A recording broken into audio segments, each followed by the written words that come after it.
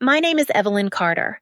I am 41 years old, and I have spent 14 years of my life inside the same walls. Maplewood Veterinary Center. For me, that place was never just a job. It was a second home, a sanctuary. Every morning, I walked in and heard the soft sounds of paws against the tile, the nervous whimpers of pets waiting for comfort, the grateful sighs of families who trusted me to heal their companions. For 14 years, I believed in Maplewood. I poured myself into every case, every late-night emergency, every frightened owner who held my hand while I worked. I thought loyalty could not be broken, not by time, not by money, not by anyone. But I was wrong. The day North Star Health Corporation walked through those doors, everything I thought I knew was stripped away. They came in perfect suits, smiles polished and sharp, folders thicker than any medical chart I had ever held. Their words were smooth, rehearsed, almost too kind. They said they were here to help us grow, to modernize, to bring Maplewood into the future. I wanted to believe them. I really did. But there was something in their eyes, cold, calculating, as if they were already counting the dollars that would flow in and out of our lives. The meeting was short, shockingly short. 15 minutes, undone 14 years. One executive tapped the table, slid a document across to me, and said, "Dr. Carter, under the new ownership, your compensation will be adjusted to align with industry standards." I stared at the page. My breath caught in my throat. 60%. My salary slashed by 60%. It was not just a cut. It was a message, a declaration that my worth, my nights spent awake nursing dying animals back to health, my sacrifices of weekends, holidays, birthdays, all of it was just a line item, a statistic in a spreadsheet. I looked up, my hands trembling. This cannot be right. The man in the suit did not flinch. He smiled, thin and rehearsed. "It is standard, Dr. Carter. You should be grateful to still have a position here. Many would gladly accept these terms." Grateful. That word struck me harder than the numbers. Grateful to surrender 14 years for a fraction of what I deserved. Grateful to bend my neck and call it progress. Grateful to be treated not as a healer, but as an expendable cog. The room closed in. My chest tightened with anger, but beneath it, clarity. A sharp, piercing clarity. I looked at the walls of Maplewood, the walls I once called home. Suddenly, they looked foreign. Cold. I pushed the contract back across the table. "No," I said slowly. "I will not sign this. Not today. Not ever." Silence. Heavy. Eyes fixed on me. Some shocked, some admiring, some filled with disdain. The executive's smile did not waver. "You will regret this," he said. "Change is inevitable. We suggest you adapt." I met his gaze. For the first time, I did not feel small. I did not feel defeated. I felt free. I gathered my things, my stethoscope, my worn notebook filled with years of cases, the pen I had carried since veterinary school. Simple things, but heavier than that contract. As I walked out, I heard a voice whisper behind me, "Dr. Carter, is it true?" I paused, looked back, forced a smile. "Yes, it's true. I am leaving." The words tasted strange, bitter, yet beneath them, a seed, small, alive. I stepped into the cool evening air. 14 years discarded in 15 minutes. Friends turned strangers. A home turned battlefield. I whispered to myself, a vow. They will not break me. They think I am nothing without them, but they have no idea what is coming. And I walked away. What I did not know then was how far North Star would go to stop me. How ruthless they could be. The games, the lies, the traps. But I knew this. I was no longer afraid, and I was ready. Ready to fight, not just for myself, but for every loyal soul who believed healing meant more than profit. And that is where my story begins.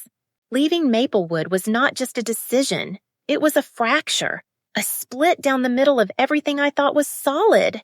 The morning after the meeting, I woke up staring at the ceiling, wondering if I had really done it, if I had really walked away from the place where I had given half my life. My hands reached for the familiar weight of my stethoscope on the nightstand. It was still there, cold, waiting. But for the first time, it had no place to go. I told myself it was the right choice. That dignity mattered more than a paycheck, but saying it and feeling it were not the same. Inside me, there was a hollow ache. And then, Marcus spoke. Marcus Hale, my colleague, my confidant, my friend. He had been at Maplewood almost as long as I had. We had trained side by side. He had been the steady presence during those nights when I thought I could not save another animal, when my hands shook from exhaustion, when my eyes blurred from tears. He was there with quiet words, or sometimes with silence, which was better. So when he leaned close to me in the break room, his voice a whisper against the hum of the coffee machine, I listened. "Evelyn," he said, "if you're leaving, I want to go with you." I stared at him, my heart lurching. "You mean it?" He nodded. His eyes didn't waver. "I've had enough of them too. You're right not to bow to their terms. If you're starting over, I'll follow." For a moment, I felt a flood of relief, a surge of warmth. I wasn't alone. I had someone who understood, someone who would shoulder part of the weight. Together, it seemed possible. A new place, a clinic that belonged to us, not to shareholders. A future built on care, not greed. I went home that night imagining it. I saw the sign over the door, the light spilling through clean windows, the sound of dogs barking, cats meowing, children laughing as they carried their pets inside. And beside me, Marcus. It almost felt like hope. But hope, I would learn, can be a trap. It began with whispers. A nurse mentioned seeing Marcus heading into a meeting room with the executives from North Star. I brushed it off. Gossip, I thought. People exaggerate. Then another colleague said he overheard Marcus talking about new responsibilities. Still, I denied it. No, Marcus would not do that. He promised, but the truth cannot stay hidden. One afternoon, I walked past the admin office and saw a memo left carelessly on the desk. A draft of North Star's new structure for Maplewood, new positions, new salaries.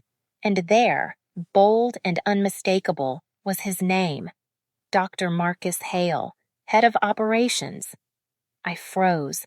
My eyes slid down the page, and then I saw something worse. A note in the margin, scrawled in his handwriting. My name, Evelyn Carter. Next to it, words that cut through me like glass. Planning independent practice, monitoring required. My stomach dropped. My pulse roared in my ears. He had not only joined them, he had betrayed me. That night, I confronted him. I could not hold it in. "Marcus," I said, my voice shaking. "Tell me it isn't true. Tell me you didn't hand them my plans." He looked at me, and for a heartbeat, I thought he might deny it, that he might laugh, call it a misunderstanding, reassure me. But instead, he sighed, calm, unapologetic. "They offered me something I couldn't refuse," he said. "Head of operations, twice the pay, security. I had to think about my future." I stepped back, as if struck. "Your future? What about what you told me? What about everything we talked about? You said you were with me." He shrugged, cold, dismissive.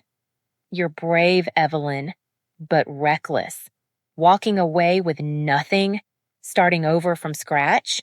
That's not courage. That's suicide. I'm not going down with you. This is business. Nothing personal. Nothing personal. The words burned. For him, 14 years of friendship, trust, laughter in quiet hallways, tears shared over lost patience, victories celebrated with late-night coffee. All of it was reduced to a transaction. I opened my mouth, but no words came. My throat closed. So I turned, walked away. Outside, the night pressed down on me. The streetlights blurred through the tears I refused to let fall. The betrayal was heavier than losing Maplewood. He had been my ally, my anchor, and now he was the knife in my back. I sat in my car for hours, staring at the steering wheel, numb. My mind replayed every moment we had shared, every surgery, every late shift, every quiet promise. All of it now tainted, poisoned by his choice. And yet, beneath the pain, something stirred. A fire. Small, but alive. If Marcus thought he could sell me out and silence me, he was wrong.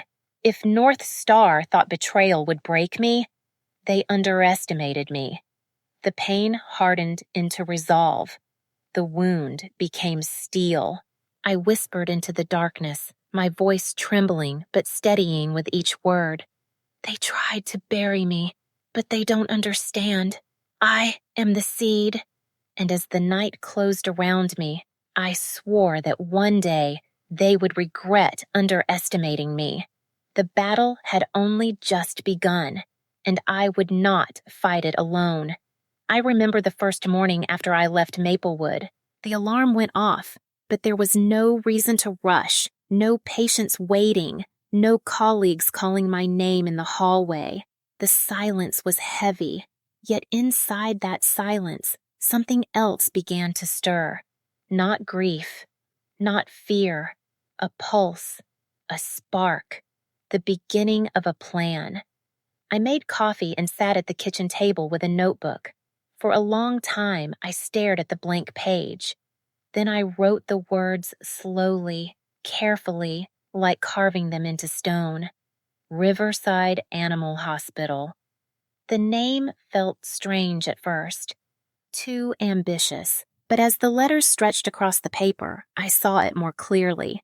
A place untouched by corporate greed, a place where compassion was the currency. I began to list everything I would need: building, staff, equipment, licenses, funding. Each word was a mountain, but mountains can be climbed. The first challenge was finding a space. I spent days driving through neighborhoods, scanning empty lots, abandoned storefronts. Most were too cramped, too dark, or too far from the families I wanted to serve. And then, one evening, just as the sun bent low against the horizon, I saw it. A building by the riverbank. The sign above the door was faded, the paint chipped, the glass fogged with dust. But the bones were strong. The windows faced east, catching the morning light. The river whispered nearby, carrying a rhythm that felt alive, unstoppable. I stood there with my hands in my pockets, watching light stretch across the floors. It was imperfect. It was worn, but it was mine. Or it would be. While I worked on securing the lease, the phone began to ring. First one call, then another former colleague's. "Evelyn," a voice said, hesitant at first.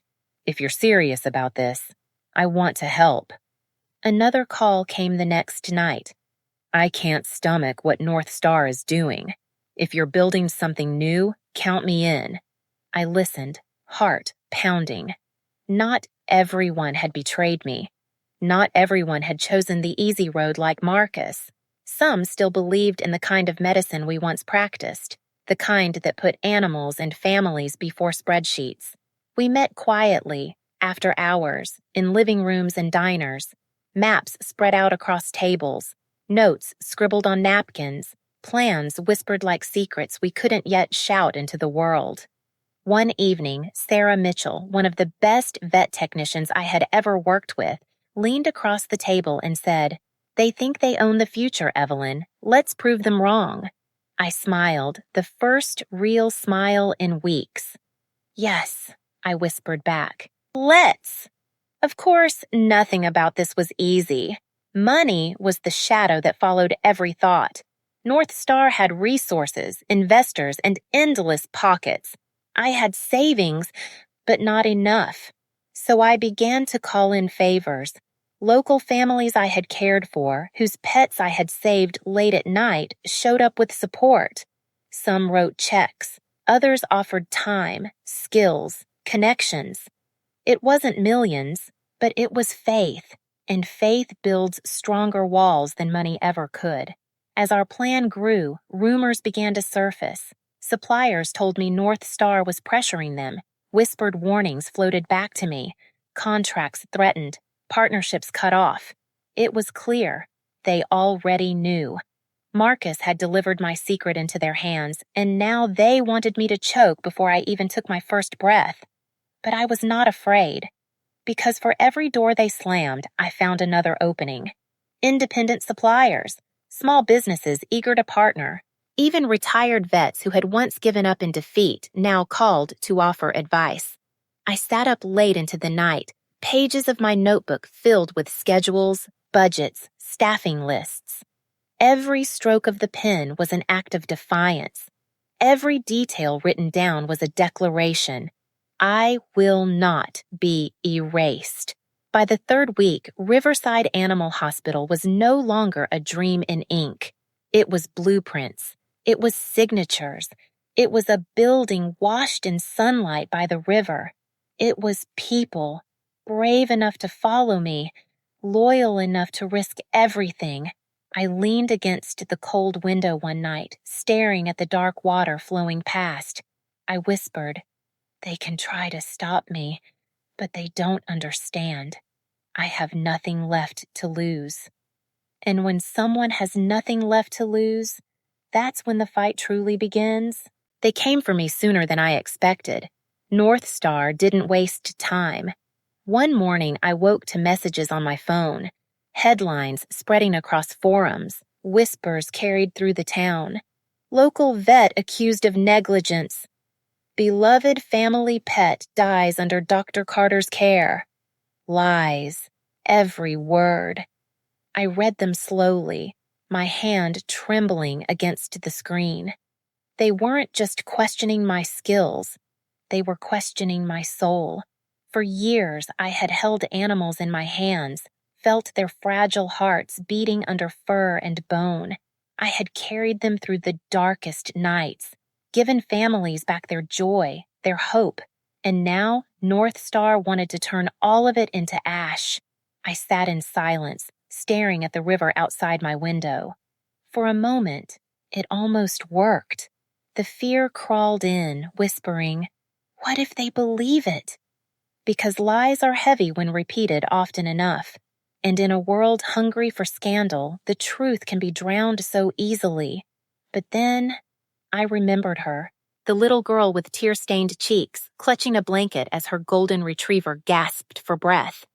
I remembered the night I refused to give up, the night I fought for hours until the dog opened its eyes again, and the way that girl's father dropped to his knees, sobbing into his hands, whispering, "Thank you.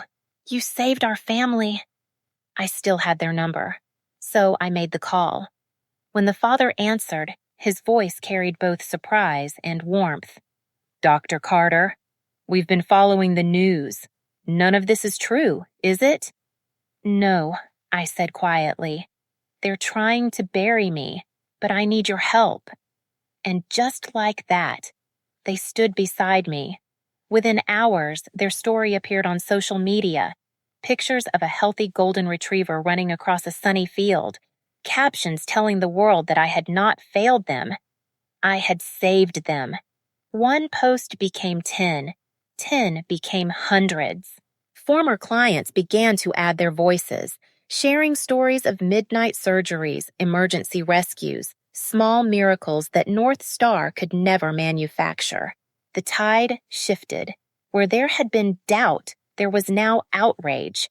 People weren't just defending me, they were questioning North Star. Why did a corporation feel the need to smear the name of a local doctor? What were they so afraid of? And while the fire of truth burned through their lies, I was already preparing the second blade, because I knew this war wouldn't be won by words alone. It would be fought in numbers, in invoices, in the cold reality of cost. North Star prided itself on scale, on buying everything in bulk to squeeze the smaller clinics. They believed they had the advantage, but arrogance blinds. Through a friend of a friend, I was introduced to a local distributor, small, independent, struggling under the weight of North Star's dominance. We sat across from each other in a cramped office that smelled faintly of cardboard and ink. He studied me for a long time before asking, "Why should I risk angering them for you?" I leaned forward, voice steady. "Because you're already drowning. They don't see you as a partner. They see you as a temporary tool, one they'll discard when it suits them. But if you stand with me, I promise you loyalty, fairness, and a future where you're not just surviving, you're thriving." Silence stretched between us. Then, a smile, and the pen met the paper. That night, I signed a contract that changed everything. Access to medication and supplies at prices even lower than North Star's so-called competitive rates. With that, I had the weapon they feared most, cost turned against them. I closed the folder and pressed my palm against its cover. This wasn't just ink on paper. This was war written in numbers, carved in loyalty, sealed with defiance. North Star thought they could break me with lies, but lies can be burned away by truth. And truth, combined with strategy, becomes fire. I whispered into the night. "This is only the beginning. You tried to bury me, but you should have known. I am the kind of seed that grows stronger underground." Riverside was no longer just a dream.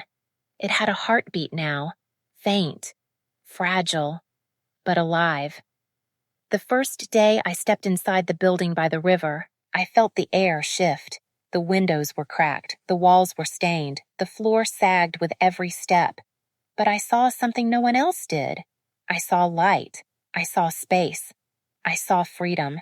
I pressed my hand to the old plaster wall and whispered, "You'll breathe again." And I believed it. We started with nothing. No investors, no glossy brochures, no backing from a billion-dollar corporation. Just sweat, just faith, just fire. Clara worked until her hands bled, painting walls with colors she said reminded her of hope. Doc Nguyen, after 12-hour shifts elsewhere, came here at night to sketch exam rooms on scraps of paper.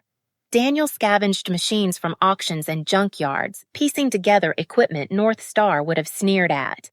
We ate cheap takeout on the floor. We laughed until our throats ached. We argued over details, then forgave each other by morning. Every night, I locked the doors behind us and looked around at the mess. And smiled, because for the first time in years, the chaos was ours. But North Star was watching, always watching.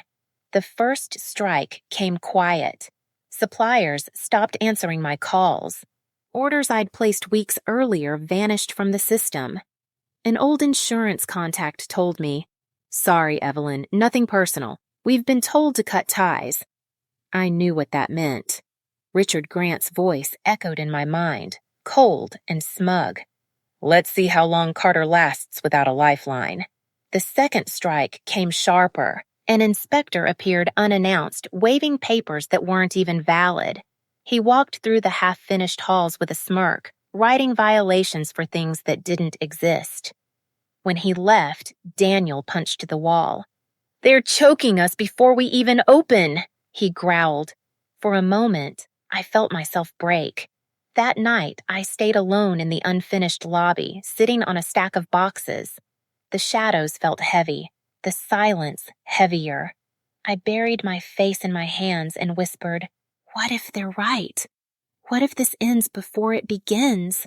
The fear clawed at me. The doubt pressed like a weight on my chest. And then Clara appeared. Her hair was tied back, streaked with paint. She set a mug of coffee beside me and said softly, "They can throw stones. Let them. But I didn't join you for easy. I joined you for truth." Her words pierced the fog. I lifted my head. Her eyes were fierce, unwavering. In that moment, I remembered why we started. Days passed, and something shifted. Clients began finding us. A man arrived one morning with a box of pastries. He said, "You saved my dog 3 years ago. He'd be gone if not for you. Wherever you go, we'll follow." I couldn't speak. My throat closed, but I held that box like it was treasure. Words spread quietly. One by one, families came forward. They offered supplies, donations, even just their presence. Not because of a brand, not because of a contract, because of loyalty. And that was something North Star could never buy. So North Star struck harder. Flyers appeared on windshields. "Do you trust Evelyn Carter? Ask about the pets that never made it home." A smear campaign dressed as concern. One night, a brick shattered our window. No signature. No name. But I didn't need one. They wanted fear. They wanted me to doubt myself again. I didn't. We patched the glass with cardboard and kept building, because every time they pushed, I pushed harder. Fear slowly twisted into something else. Rage, resolve. One evening, as the sun sank over the river, I stood with my team. The walls were still raw, the paint unfinished, the smell of plaster thick in the air. But I could see it. What Riverside would be. I turned to them and said, "They have their marble counters, their lawyers, their endless money, but they will never have this. They will never have us." The room went silent. Daniel's voice broke the stillness. "So, we fight?" I looked at each face. Tired eyes, blistered hands, burning hearts. "Yes," I said, "we fight." And in that moment, something inside me snapped free. I wasn't the woman who walked away defeated. I wasn't the doctor betrayed by a friend. I was Evelyn Carter. And I was ready. The confrontation wasn't coming. It was already here. I could feel it in the air, sharp, electric, inevitable. And for the first time in a long time, I welcomed it. 17 days. That was the measure of our courage. 17 days of hammering and painting, of moving cages and tables, of arguing over where the light would fall best. 17 days of fear whispering in the back of my head, and hope shouting louder.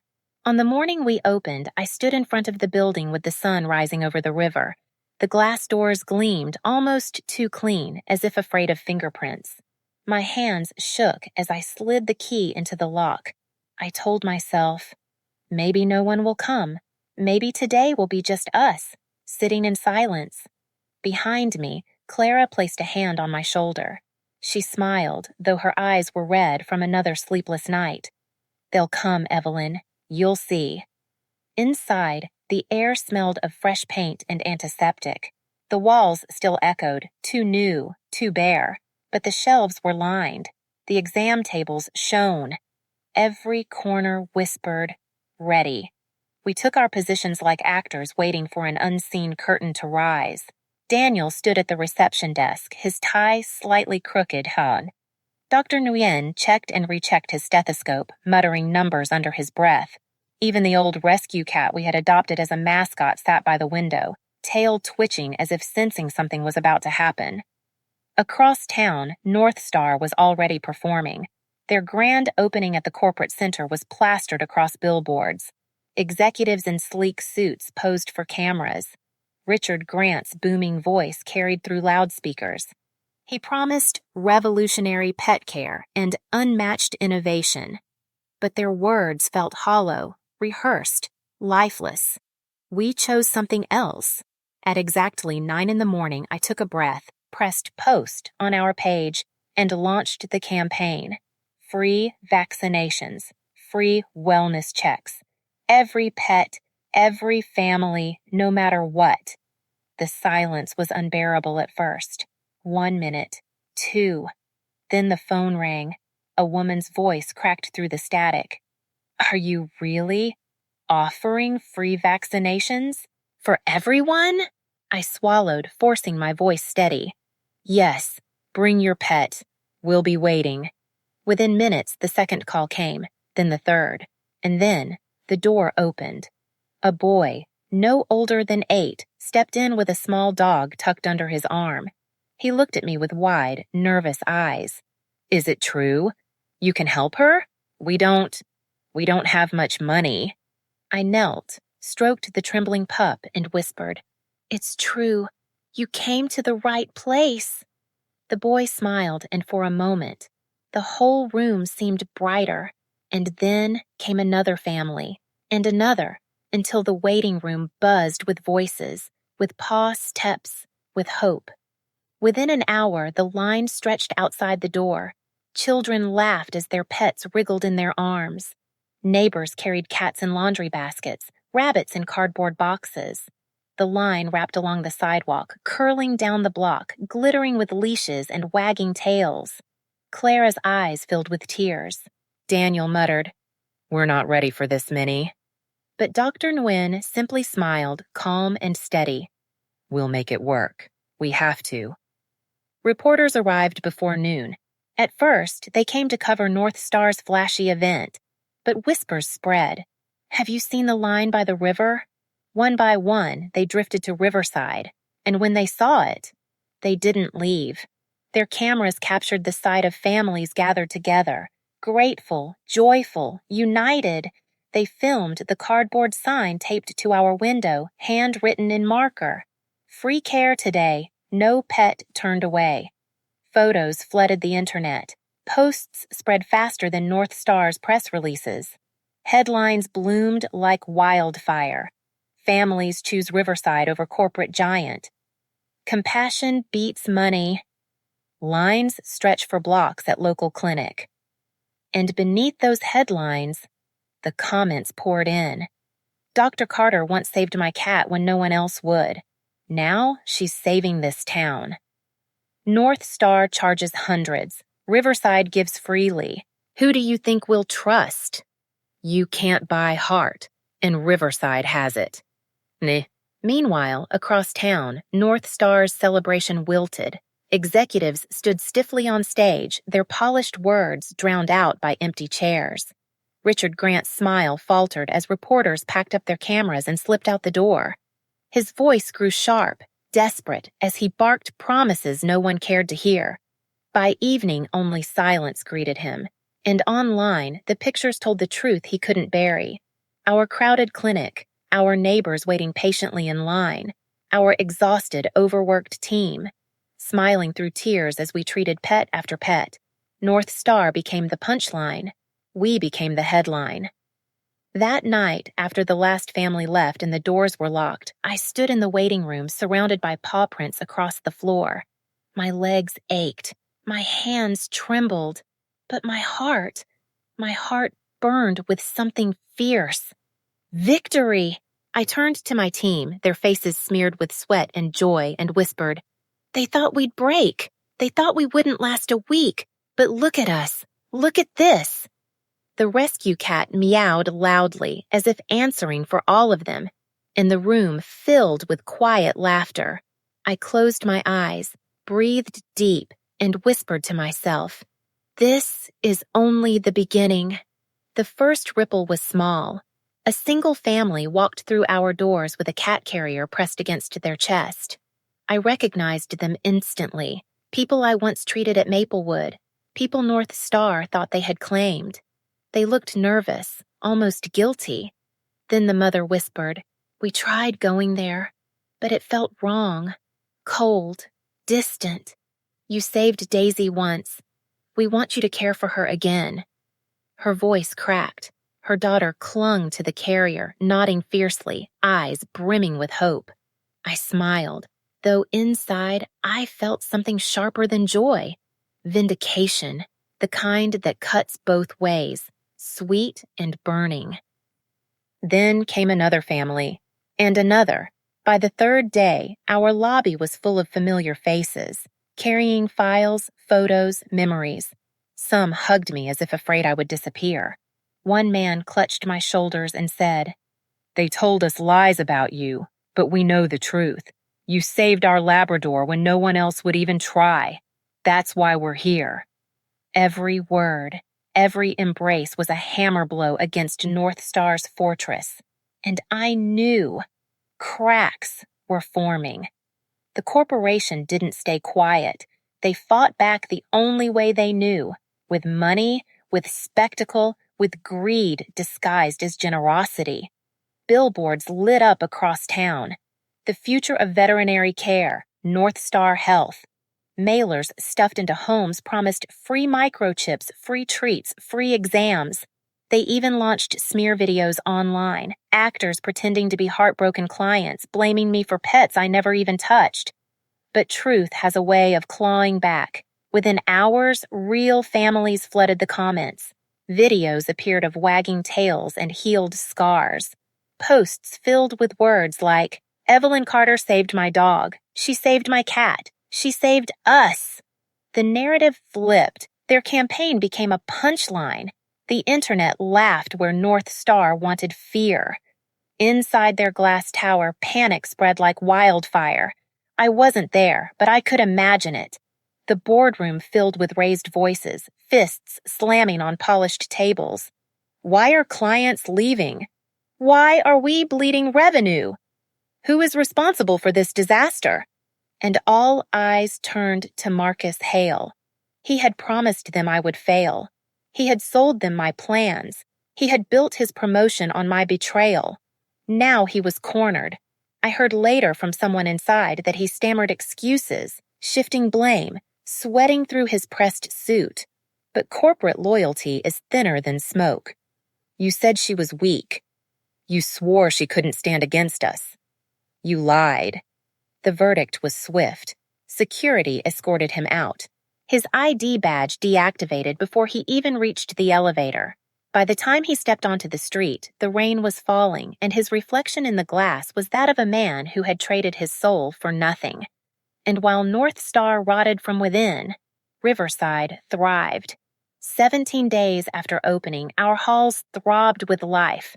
Every exam room filled, every kennel occupied. Families waiting in line spilled onto the sidewalk, chatting, laughing, carrying pets wrapped in blankets like precious children. Reporters crowded in too, cameras flashing. "Dr. Carter," one called out, "how did you turn a small clinic into a phenomenon in just weeks?" I looked past them to the people who mattered. The boy stroking his rabbit's ears. The elderly woman wiping tears as her dog licked her face. The young couple clutching their first kitten together. And I said simply, "We didn't build a phenomenon. We built trust. And trust spreads faster than fear." The numbers proved it. North Star's local branch lost more than half its clients. Shareholders demanded explanations, then resignations. Staff jumped ship to join Riverside, quietly calling me at night to ask if there was room. For North Star, the walls closed in. For us, the doors kept opening. One night, I stood in the lobby after the last client had gone. The lights were low, the scent of antiseptic and fresh coffee still hanging in the air. Through the windows, the river glimmered, carrying the reflection of our sign into the night. I thought of Marcus, of the executives, of every cruel word, every attempt to break me. And I whispered to the empty room, but also to them. You cannot buy loyalty. You cannot fake love. And you cannot kill what is born from truth. At that moment, I knew this wasn't just survival.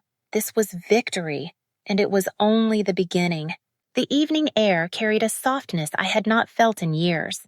Through the tall windows of Riverside, the golden light of the setting sun spilled inside, stretching long and warm across the floor we had scrubbed until our hands bled. Across the walls we painted with colors chosen for comfort, not for profit. The smell of new wood and clean antiseptic lingered together, a reminder of both work and healing. For a moment, I allowed myself to breathe. Just breathe. The barks and meows from the back rooms, the soft laughter of my team, the gentle hum of the sterilizers. It all felt like music. Riverside was alive. It was real. And then, the door opened. A shadow fell across the entrance. I turned, and there he was, Marcus, the man who once sat across conference tables with me, raising a glass to victories that were never truly ours. The man who smiled while undermining me, who whispered doubts into the ears of those I trusted, who thought loyalty could be bought and sold like medicine in bulk. But the Marcus standing before me was not the Marcus I remembered. His suit was wrinkled, his tie loosened, his hair unkempt. His face was pale, his eyes hollow, as though every ounce of arrogance had been stripped away. His hands trembled as he clutched the frame of the door, as if even standing there required more strength than he had left. He looked broken. "Evelyn." His voice cracked on my name. "Please, I came to talk. I need a place. I need a chance. I know what I did. I know I betrayed you. But North Star has turned on me. They threw me out like trash. I can help you. I still have skills, connections. Just let me join Riverside, please." His words fell heavy in the air. My team had stopped what they were doing. They stood silently in the hallway, their faces pale with tension. I could feel their fear that I might waver, that I might let in the very man who had nearly destroyed us all. I stepped closer, slowly. My footsteps echoed against the quiet hum of the clinic. Marcus's eyes darted to mine, desperate, searching for mercy. I remembered the nights I spent awake, replaying his lies. The look on my patients' faces when rumors spread, when trust was stolen. I remembered standing in empty rooms, wondering if all I had built would collapse because of him. And yet, here he was, asking me to open the door again. "Marcus."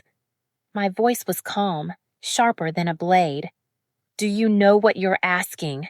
You think I would forget the way you twisted the truth? The way you stood by while they tried to crush me?" He swallowed hard. I was wrong. I was weak. I thought loyalty to power would protect me. But North Star has no loyalty. They used me, and now I'm nothing to them. Please, Evelyn, I don't want to disappear. Don't make me disappear." There was a moment, a flicker inside me, not of pity, but of recognition. He was right. North Star consumed its own. But that was not my burden to carry anymore. I held his gaze, steady and cold. "Marcus," I said, each word slow, deliberate. "I don't need another man who is ready to sell his soul just to survive. Not here, not ever. At Riverside, we heal. We don't betray." The silence that followed was thick, unbreakable. I saw his lips tremble, his eyes wet with humiliation. He wanted to argue. He wanted to beg, but there was nothing left to say. Finally, his shoulders dropped, his head bowed. Without another word, he turned. The sound of his footsteps echoed like gunshots in the quiet clinic.